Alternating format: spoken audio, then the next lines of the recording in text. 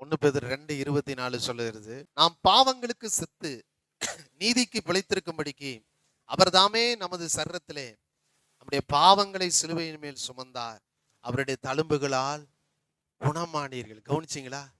இப்ப இயேசுனுடைய தழும்புகள் உங்களை என்ன செய்து கொண்டிருக்கிறது? குணம். ரத்தம் உங்களை கழுவுது, நீதிமானாக்குது. தழும்புகள் உங்களை குணமாக்குகிறது.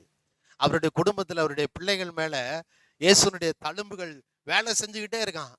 அது ஒவ்வொரு நாளும் வேலை செஞ்சு அவரை விசுவாசித்து அவருடைய நாமத்தின் மேல் விசுவாசம் உள்ளவராய் அவரை ஏற்றுக்கொண்டு சபையில வந்து ஒருவரோடொருவர் ஐக்கியப்பட்டு இருக்கிறவர்களுக்குள்ளே இயேசுனுடைய தழும்புகள் வேலை செய்து கொண்டே இருந்து அவர்களை சுகமாக்குகிறது. இயேசு கிறிஸ்துனுடைய ரத்தம் அவங்களை பாவமர கழுவி அவங்களை பரிசுத்தமாக்கி கொண்டே இருக்கிறது. அந்த சுகமும் பரிசுத்தமாகுதல் எப்படி வருது அப்படின்னா, அவரோடு உள்ள அந்த ஐக்கியம், சபையோடு உள்ள ஐக்கியம், சபைக்கு வருகிற ஒவ்வொருவரோடு உள்ள ஐக்கியம்.